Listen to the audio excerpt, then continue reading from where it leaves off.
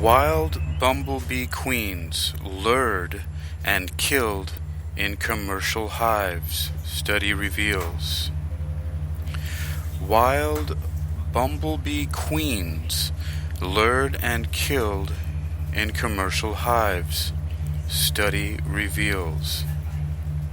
You're listening to Technical News Reading, presented by Hakeem Alibokis Alexander on Spreaker, social podcasting, presented for World Reading Club in association with Uniquilibrium.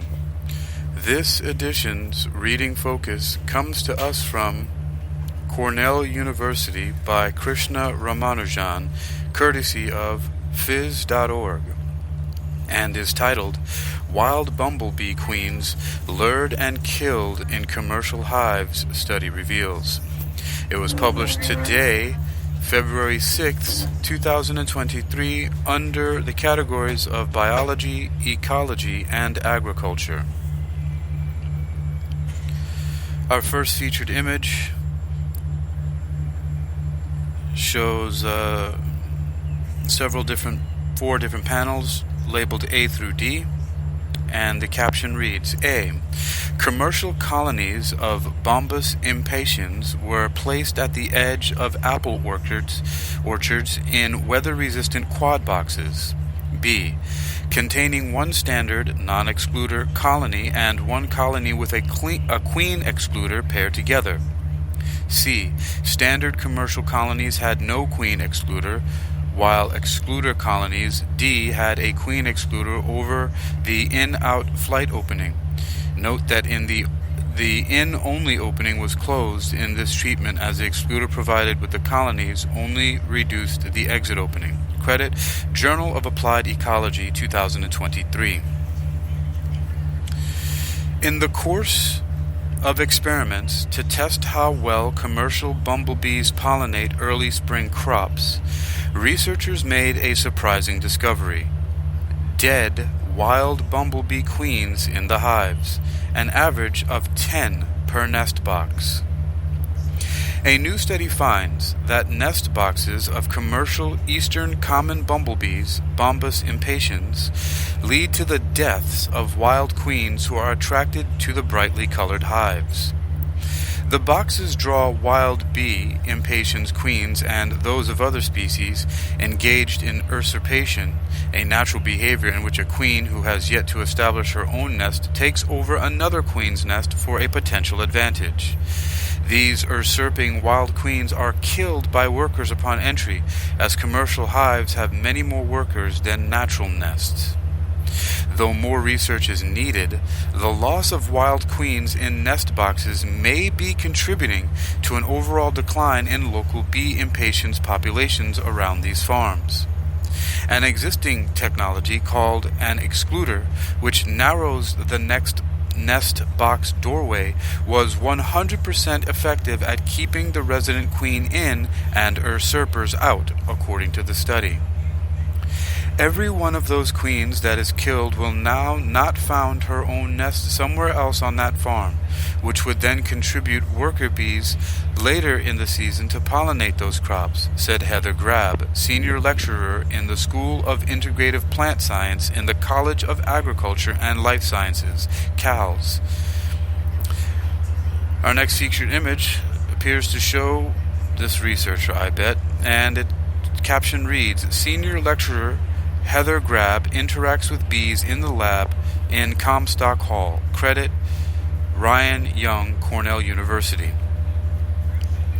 Grab is senior author of the study Commercial Bombus impatiens colonies function as ecological traps for wild queens, published February 6 in the Journal of Applied Ecology. Olivia Miller, 21, who worked on this research as part of her undergraduate thesis, is the paper's first author, and I mind the 21 is the year of graduation, I believe. Continuing, the finding potentially adds to the list of human practices that contribute to the decline of wild bee populations.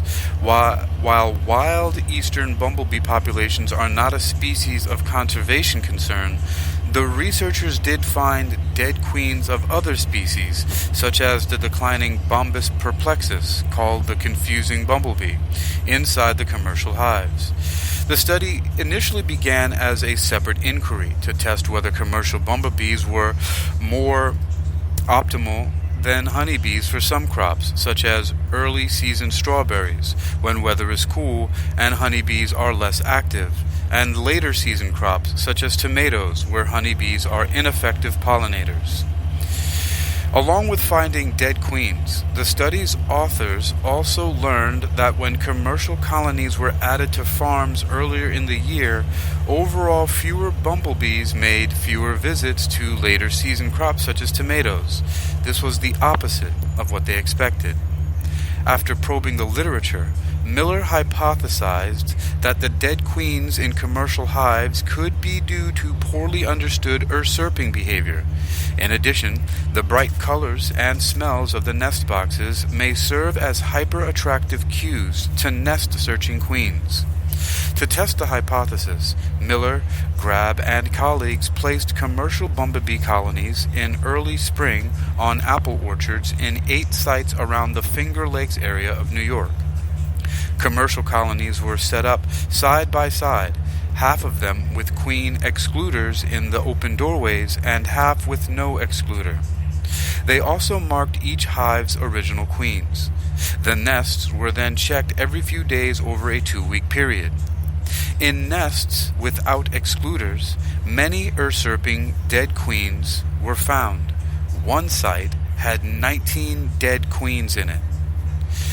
If you are a commercial grower and you are wanting to manage bumblebees, especially if you are bringing those in early in the season, you may actually be reducing your overall pollination services by investing in these commercial bumblebee colonies, unless you are taking some risk mitigation strategies like putting in a queen excluder, Grab said. You've been listening to Technical News Reading, presented by Hakeem Ali Bokus Alexander on Spreaker, social podcasting, presented for World Reading Club in association with Uniquilibrium.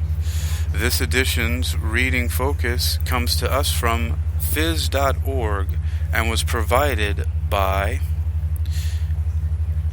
Cornell University and Krishna Ramanujan under the categories of biology, ecology, and agriculture.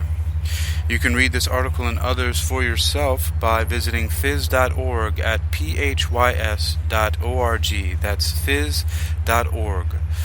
Wild bumblebee queens lured and killed in commercial hives. Study reveals.